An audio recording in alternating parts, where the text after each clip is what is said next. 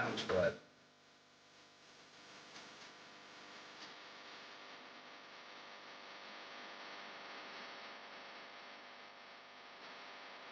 Sounds good.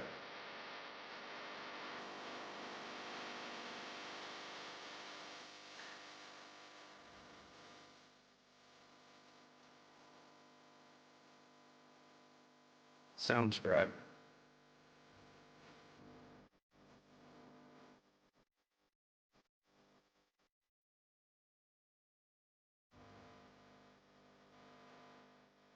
Sounds good.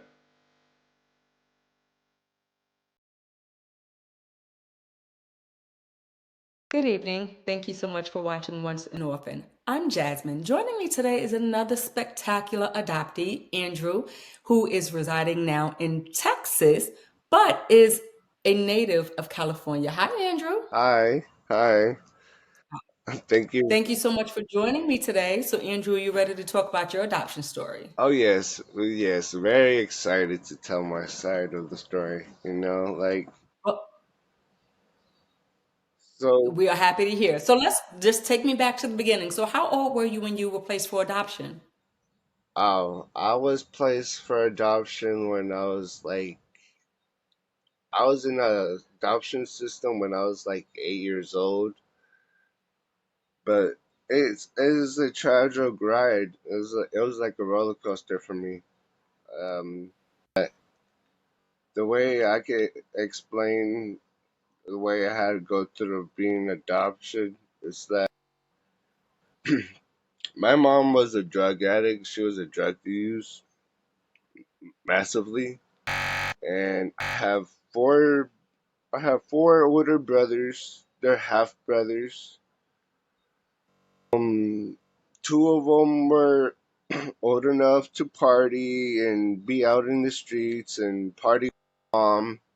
And two of them, I have two brothers who are twins that me just gave up away because they were too much. So she gave them up to my grandparents and then had more me.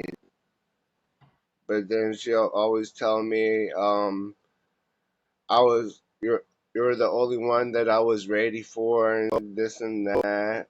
And but like if she was so much ready for me, why make me go through the process? Why make me go through so much so tragic? Like I had to at 6 years old, and this is the reason why I got put into the system because she told me at 6 years old because she was dating a guy that was really messed up in the head, really not there because of the drugs, and so he kept us as hostage. So my mom tells me if I don't go and get help, I'm gonna throw a candle at your face. So that doesn't like bother me. That's not really what I'm thinking. I'm thinking if I don't get help, I'm not gonna see my mom again. So at the age of 6 years old, I break up a leg of a dinner table. I hit a window, jumped out, and of the window, 12 feet, called 911, and the police came and he was gone. Next day, I went to school and I tell my teacher because my teacher came up to me and she was like, "What's wrong, Andrew?" And I said, "I'm afraid by the time I go home that my mom's gonna be dead and gone." And I didn't get a chance to say goodbye of her, like anything. Like I just got on the school bus and I was already in the system. Andrew, And then this, go ahead. so like after being on the school bus, that's when I was just being in the system. I was living with this Spanish family that didn't speak any English, and I was getting abused, like beaten up, stealing from me, and then next family, I had a I've been raped at the age of 6 years old. I was touched by an 18-year-old boy that was also in the system. So let me make sure I'm clear. I'm so sorry that this is your story. You Well, remain in the care of your mother until you were 6 years old. yes, ma'am. And then this scene breaks out between her boyfriend, her abusive, drug addicted boyfriend, and caused you to flee. The following day, you get to school and you share this story with your teacher. Hmm. At which time it becomes the teacher's responsibility to inform someone of the state, police officer, or what have you, what you just shared with her or him. And now the state, you become a product of the state. And did all of this take place in California? Yes, ma'am. So in California, at the age of 6 years old, you now become, in a sense, owned by the state of California. And so they have to find a home for you. They Hmm. find a home for you, but in this home, you are molested and sexually assaulted by another male, years your senior. And Hmm. while the state puts you in a safe place, you were still abused, but in a different form. Am I right with all of Hmm. that? Uh-huh. And so this happens from the age of 6, and then at 8 years old, you were adopted. Now, were you adopted by the same family where the abuse took place, or what did they replace you?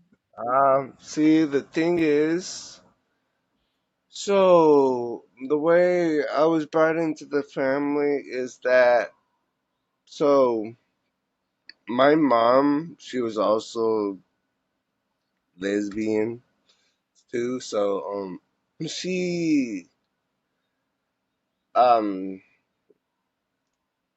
you know how like Jeremy's story, it was about his mom. Yes. So his mom had three sisters. The youngest sister was my adopted mom.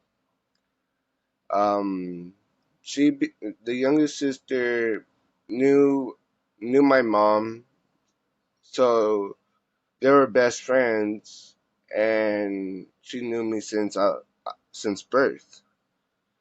So the so she knew me since birth. So she found out I was going through this and that with the foster care. So she came back to California to get me, and nobody knew who this person was. But to find out, this person knew me since birth. So the foster care system of the family I was staying with, they was gonna adopt me, but they let me go because they found out she was a lot closer. So Carol, Sue's sister, became my adopted mom, and she adopted me since 8 and got me out of that situation. So you said your mother, your biological mother, is was a lesbian. Yeah. Okay. Well, and this must have happened after you were conceived. So yeah, no, this was before I was even brought up. This is before I was born. So that's how my adopted mom met my biological mom. They've been best friends and knew each other since way back.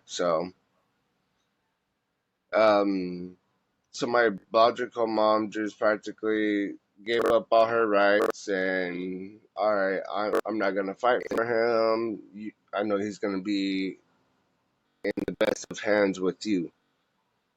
So when I was 8 years old, I finally get adopted by uh, by the Parmleys, and I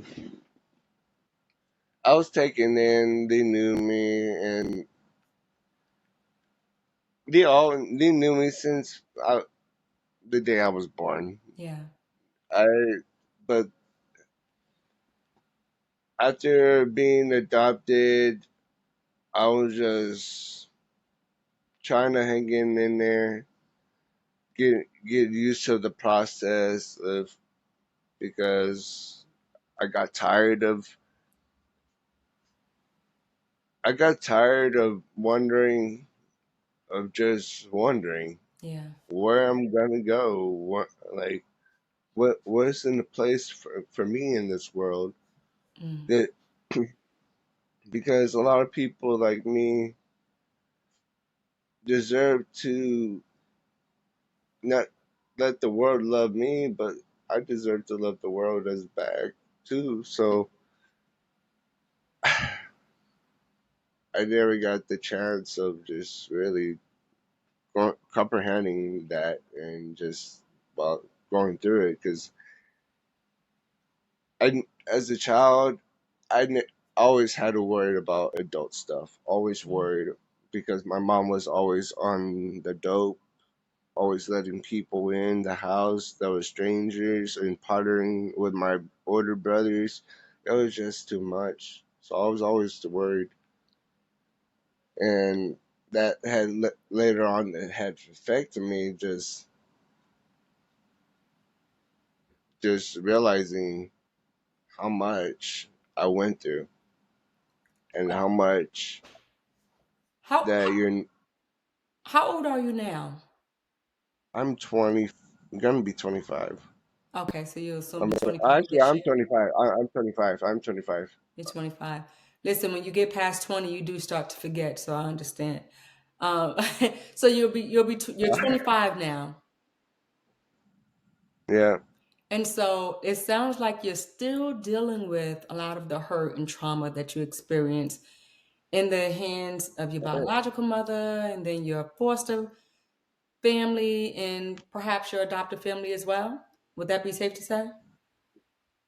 Yes and no, because it's like I said, it's like a train that never stops going on the train track. It's like for me, this family has did a lot for me and everything, and it's what it's one part of the reason why I look up to Frazier so much because if it wasn't for him, he helped me get through the process. He helped me a lot. You know, he was like my big older brother type thing, and he's always looking out for me because he knew he did some mistakes too, as we all do as when we are children. But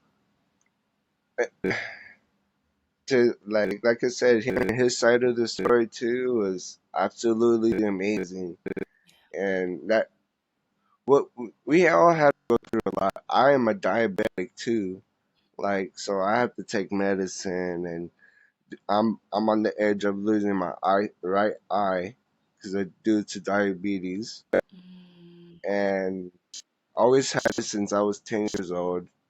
Um, my biological dad, was in and out of my life because of my mom due to being on drugs.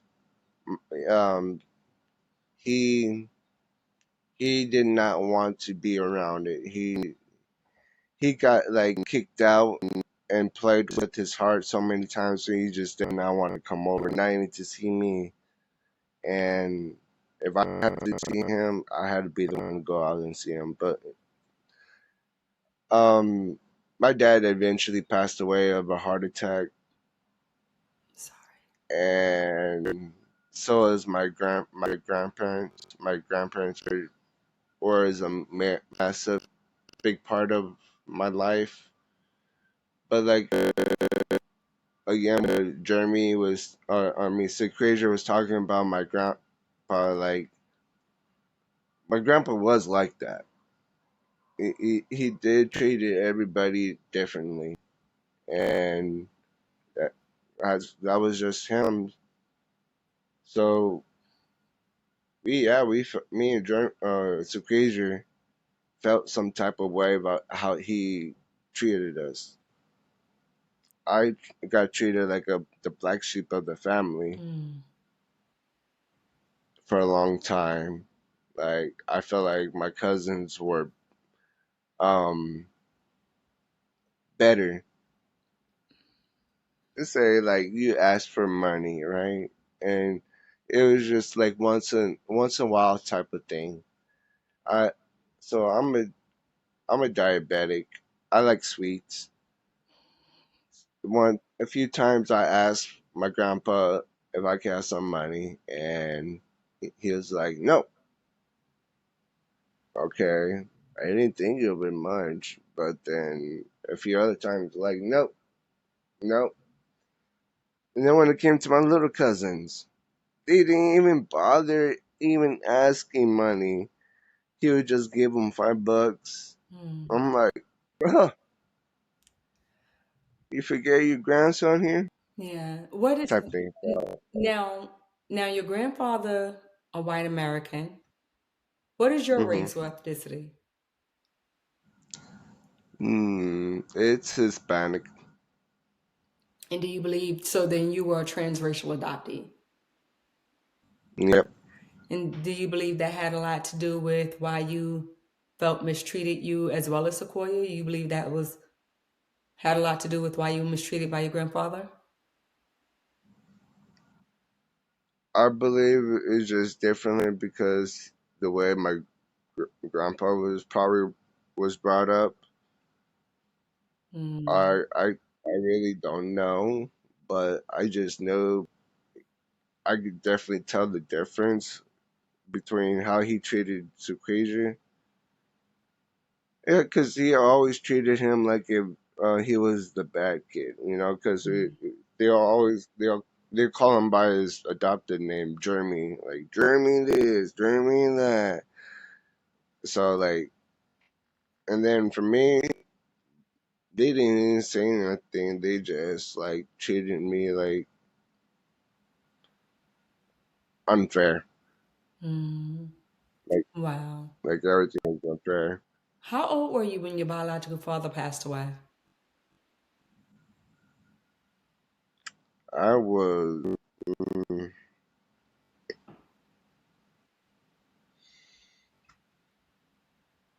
let see, 20, in my 20s, Oh, okay. So that wasn't no, that near long ago. near my 20s. Yeah, just a few years ago. Oh, wow. Okay. Did you ever ask him at any point why did he fight for full custody of you to remove you from the hands of your biological mother in the foster care system? Oh yeah, he tried. He he he just couldn't. He wasn't stable like to take care of me like that. He was barely stable to take care of himself, Mm, to like get a apartment, and because he also had diabetes too, so he was a really bad diabetic, mm. and he was in and out of the hospital. So like he didn't want to do that. So Do you have any biological siblings, whether from your mother or your father's side? no, all of them, my brothers are Or half your brothers, yeah. brothers. And what about your All my father's side? brothers are half. No, they're just half brothers. So like same mom but different dads. And none from your dad's side? No, No. Okay. no, I'm my dad's only son. And so, what Yeah. is your relationship now like with your biological mother? I don't have a relationship with her. When's the last time you spoke to her? It, last year, And what was that like? last year, it hurt.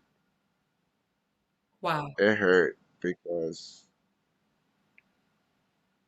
knowing a person that has a massive drug addiction,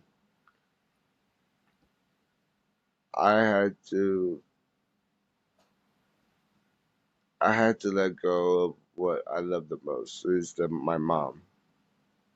And so she's still using? I She was, but I'm not. I don't know now. What I hear is She's going to classes, but for me, I have to see it to believe it. And even if I see it, I know it's not the real her. No, it's like if you were to see a person the way they was before they even touch a thing, Mm. it's like they're not never gonna be that same person again. So it's like, yeah, yeah, I see you as my mom, but you're not this, you're not that person anymore. And Do you have that's any what I memory? see. I'm sorry. Oh, I'm sorry. Oh no, I was asking, do you have any memories of her when she was clean? Oh yeah, you I still didn't like her. Oh. She was bad. She's bipolar. Mm. She's bipolar, schizophrenia. No, I don't think schizophrenia, but definitely bipolar, ADHD. Like if there's black and white, there's no between. It's her way or the highway type of thing. Yeah. You know, it's so hurtful. I didn't realize because I live in a level of ignorance that adults still suffer from ADHD. I know that tends to be very popular in adolescence, in your adolescence years, in your adolescent years or Yeah. whatever. But in your adult years, I thought that's something that you would likely grow out of. And so right now, you don't have a relationship with her, and you're Mm-mm. still dealing with everything surrounding your adoption. What is your relationship like with your brothers? Oh, I don't talk to two of them because the two youngest ones are out in the street doing what, who knows what. Uh, they also have a drug addiction problem, but yeah, I just don't know about them anymore. Wow. Do you And the two, sorry, no, go ahead. and the two oldest ones, my oldest brother, he lives in Iowa. He has three boys out there and has his own little family going on. Uh, my second oldest brother, he's stays in somewhere in Colorado, but he's living life out there. He's enjoying every little bit of it. Um, Same for I don't know, like I said about the other two, they're out in the streets, out doing what, and then there's me. So your mom had five boys, Hmm. and out of the five boys, three are drug free and two are still using. You said two are still using, and another one is still using. So it sounds like you and your Yeah, oldest are drug free. yes. When you talk about your adoption and when you reflect and think about all the circumstances and what you've lived through, what comes over you? How do you feel about your entire foster care and adoption experience?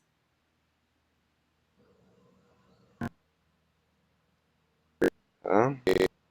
I just wish that for anybody else that's going through this, they're not alone, and they would never be alone as badly as how deeply they would feel like they're alone.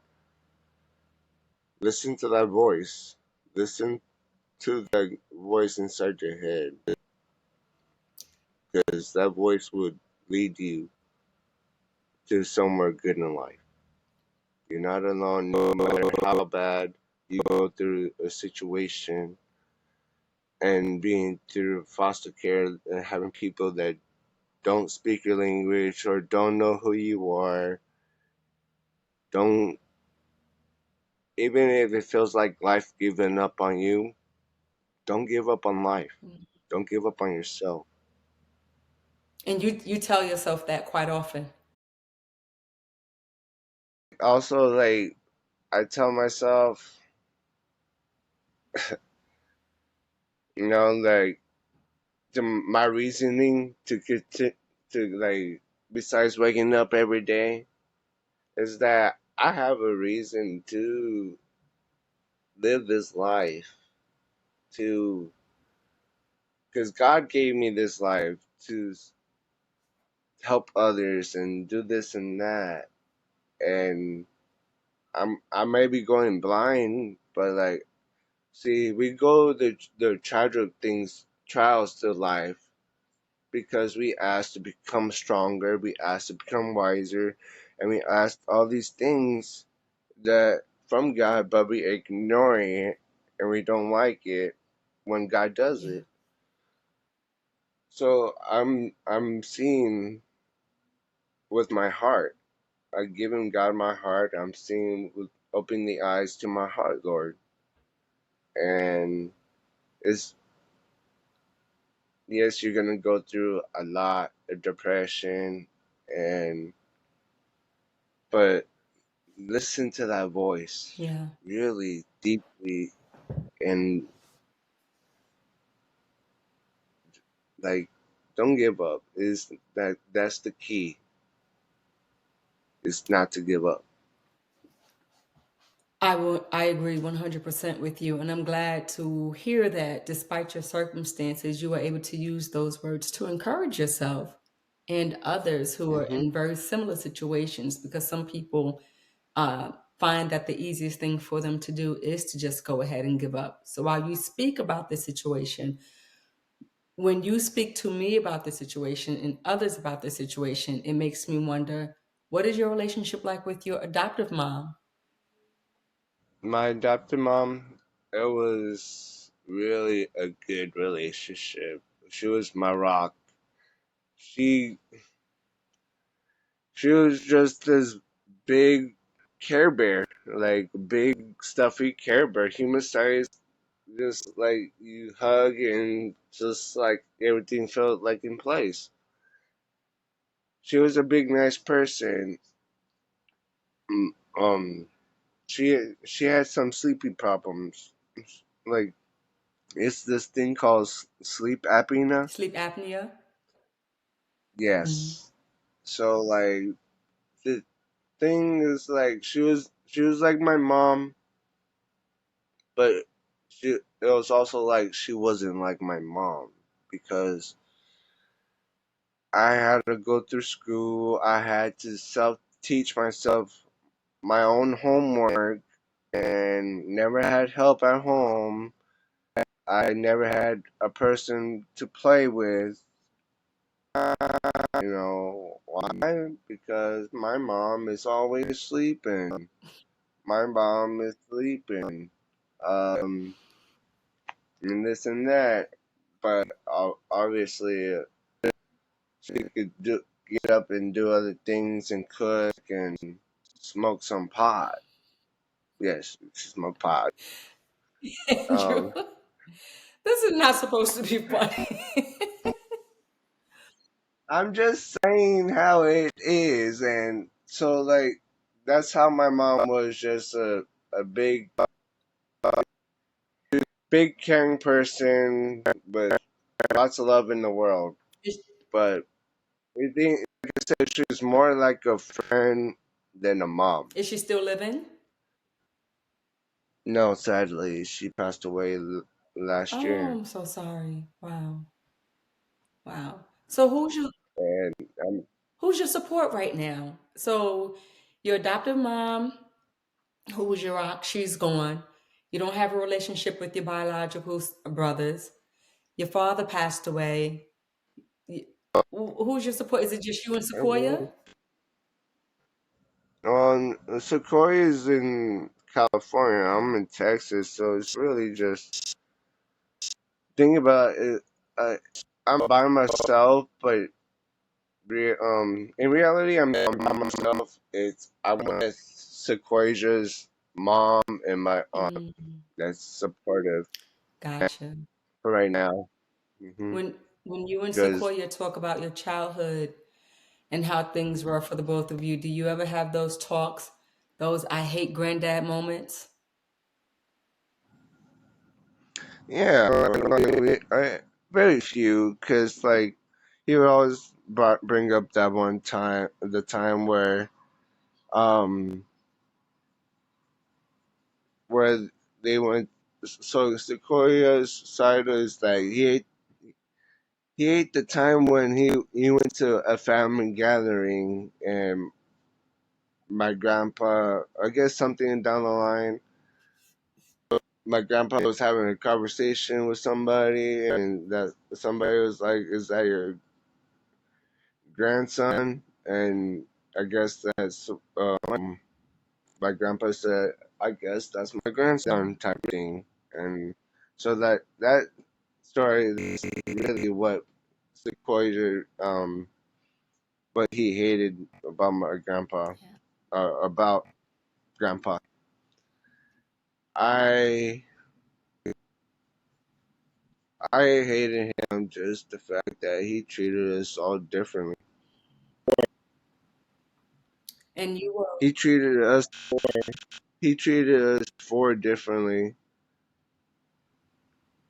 and you were just a You know, child. like You didn't ask for this situation, right? You were just a child. You just mm, wanted love. Do you feel like you still just want love? of Yeah. course, as anybody Yeah. else, as 100%. I've always just wanted just love, but sometimes what we want is not what we Yeah. get. So like I was still thankful, and this is where I messed up down the line. I felt like when I was a kid, everybody does bad things. As a children, Mm-hmm. I I felt so bad because they made me feel like unfair. So like the black sheep of the family, they made me feel like that, and I didn't like that. So I gave them a reason, pretty much. I used to have sticky fingers. I used to steal money. I stolen money from them, from my grandparents, and Andrew, come yeah, on, buddy. I'm I'm being I know, I'm only truthful. messing with you. So was that your way of like getting back at them? Was that your way of saying, "Oh, okay, if you're gonna treat me like this, I got you." No, it was not for me to get back at them. It was more like if I had enough of this feeling. I had enough of feeling like crap. Don't treat me like the black sheep of the family. Treat me as, part of the family. So that was your way of saying, "You don't give me the money to buy the candy, I'll just take the money to buy the candy." Yeah. I gotcha, gotcha. So as you look back, and like you said, all kids did bad things. So this is all comical now because you're an adult. Um, as you look back, do you wonder how come you couldn't talk about these issues with anyone? Like, was there no one there to say, "Hey, I don't like feeling like this. I notice how granddad makes me feel." You couldn't talk to anyone about that? Mm, not really. Everybody in the family was like always separated, Mm. and like my cousin, my oldest cousin, she has a family of her own, and like that's why I'm bringing up my little cousins. Like they live like the next city away, but like they don't take the time to see me or anything like that. And moments like that matters. You want to know that you're thought about. You want to know that you And have a like, support system, somebody to call, and even someone to call and check on you, right? hmm Yeah. and even like with Sequasia, like we don't talk on a daily basis. It's like that. But then again, he's all the way in Yeah, California. I'm all the way out here. I feel like I'm on my own. yeah, yeah. And then so you're dealing with these issues. You feel like you're on your own. You're diabetic, and your medical issue is probably holding the same amount of weight as does your adoption story. Would that be safe to say? Yeah, Yes. because your medical history and your medical situation is like top priority. And so as you try to deal with what's top priority, you're still carrying the emotions that surrounds your adoption story, the neglect, the hurt, the physical abuse and all of that. And so you kind of have to decide how to prioritize and how to juggle that. Would that be safe to say? Yep. Yeah. Wow. So what do you do in Yeah. your free time now? I knew you work, but in your free time, what do you do? What things like make you happy? I like to listen to music. I like to also work. I like to work. I like to make money. um, That's good to know because Mainly now just that you work for your money, you don't have to steal anymore. I'm just work. kidding. I like to work. I like to make music or listen to music. I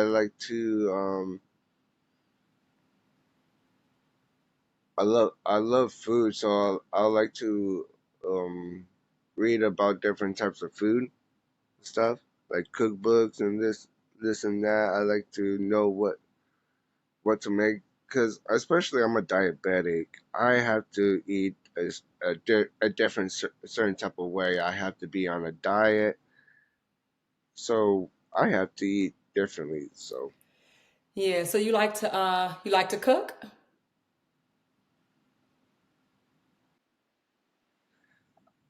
I'm a little lazy boy. Like, Mama, you do it. No, I I I I do, but that's the feeling I get. You know, like I don't want to do it. Well, I always want to try somebody else. you would want somebody. I follow this channel on YouTube. This chef, she's based out of somewhere up north, but she actually shows very healthy and simple to make meals. But I'll share that with you. You can follow her because I just always get hungry when I watch it. But these are good, quick, simple meals. So it may be able to help aid in your diabetes. And, it's also like Hmm. feel good foods, bread, that's my guilty Oh pleasure. Things like that. But you may find joy in it, especially if you're a foodie like myself. But so when we talk about your adoption, outside of your yeah. adoptive family and outside of your biological mother and your biological father, were there any biological aunts and uncles from either side that knew you existed and could help? No? I mean, on my mom's side, I have two aunties. One we don't speak at all because she did like a very bad thing, like pretty much something that would discriminate the family. So like, and then I have this other auntie. She she moved all the way to Colorado because how bad of the family was being. Hmm.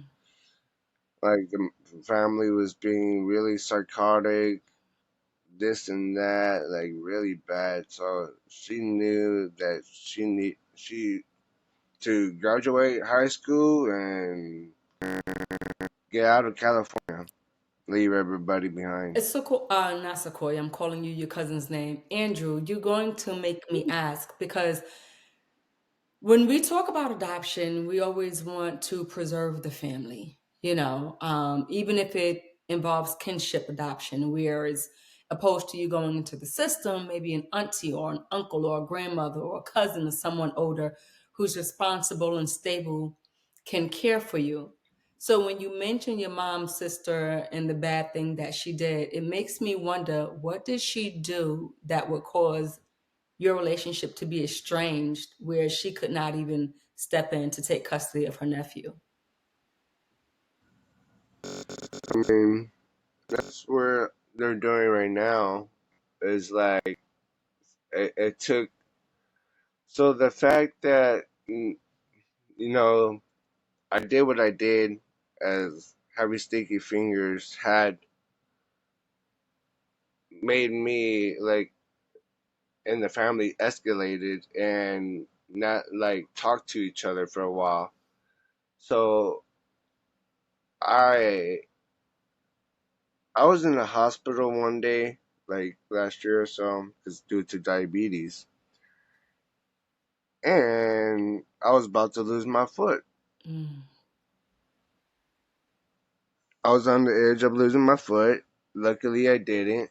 And then, a few days later, it was my adoptive mom's birthday.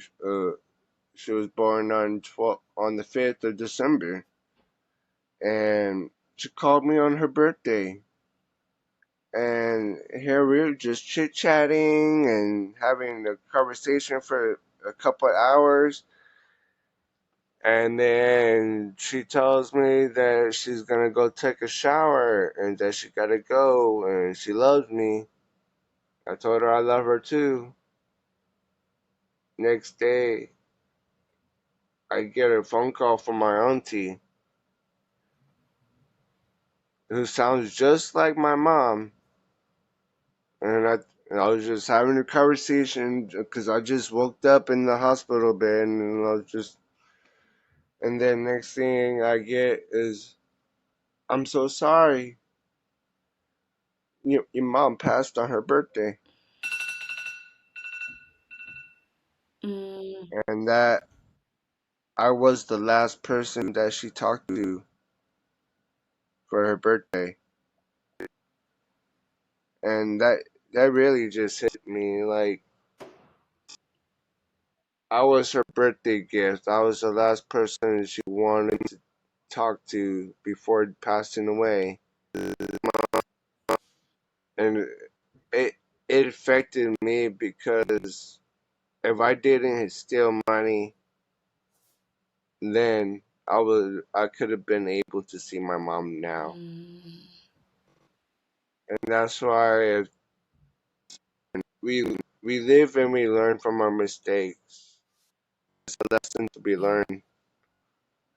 Times like this is Do you feel guilty? gonna come by.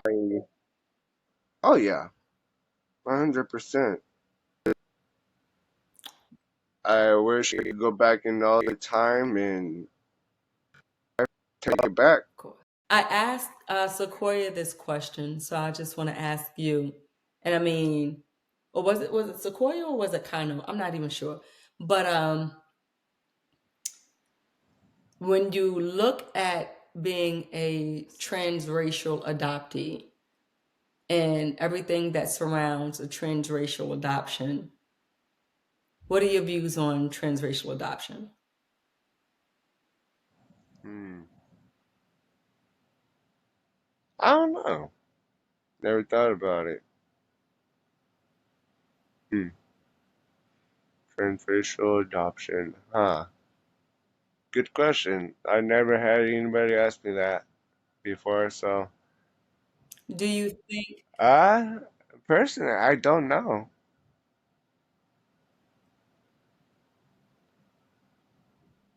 Yeah, I don't know for that. I don't know how I feel about that. do you think your experience would have been better if you were in fact adopted by a Hispanic family?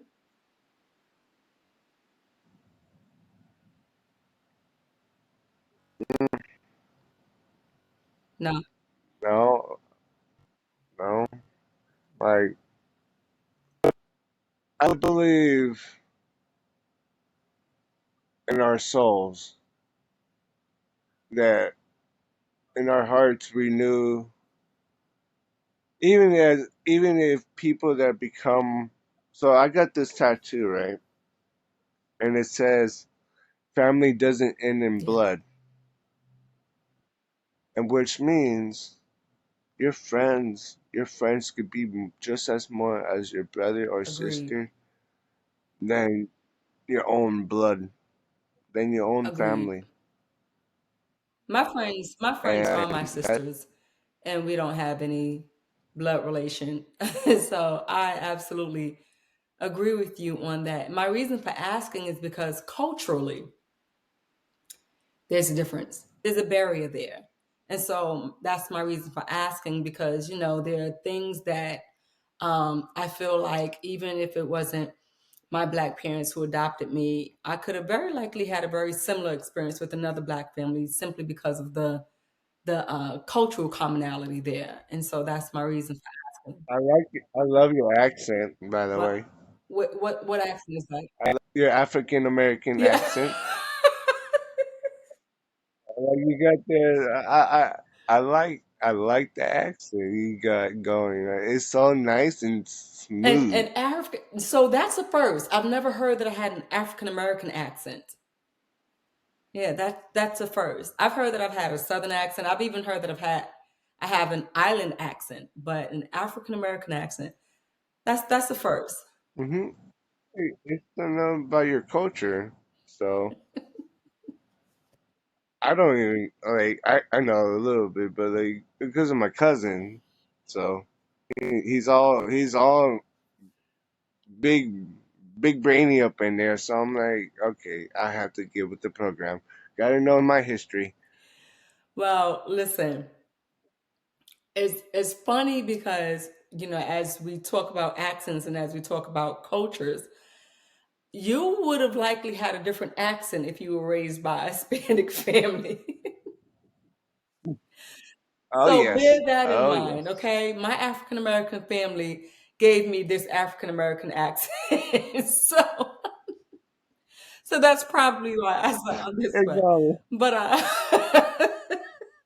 but I got you yeah, laughing you up got in me here. laughing. One last question, Andrew.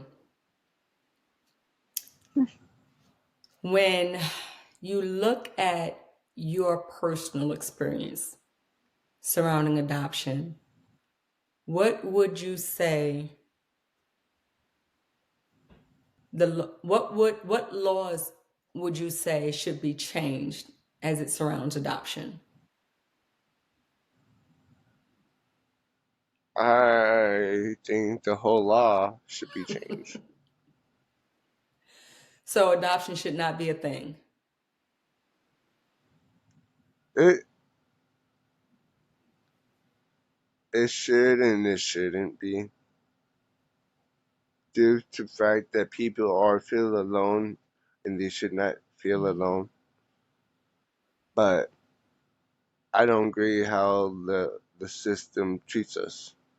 What we have to go through in the process of being waiting or worry if we're gonna be having a roof overhead, be Mhm. chosen, or just to be in the right set of a family. It's Yeah. we should not have to worry about that 100% whatsoever. It's too much for anyone to be, much less a child. So I agree with you 100% on that.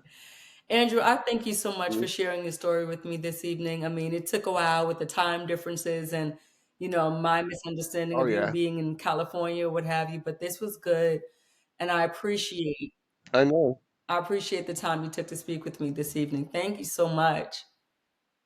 You're welcome, and thank you for letting me share my story. Like I really thought it would be a good idea having hearing two sides of two Yes, stories, the two different people combining to be in one family. exactly. Exactly. And So so that's why, and I'm glad you did because even though Sequoia had his experience, you had a completely different experience, but still in the same family. And so I think those hmm moments are a lot of times good moment. Because actually being the same family, like two things. So I'm so glad that you decided to find Sounds right. specifically, especially on my platform, but this year is out there that you've chosen and you have to share with me. I am forever grateful. Thank you so much. Thank you. Thank you. Sounds right.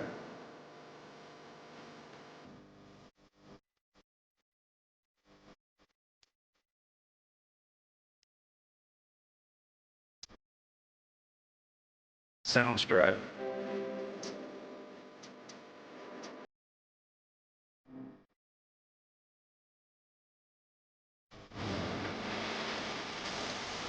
Sounds right.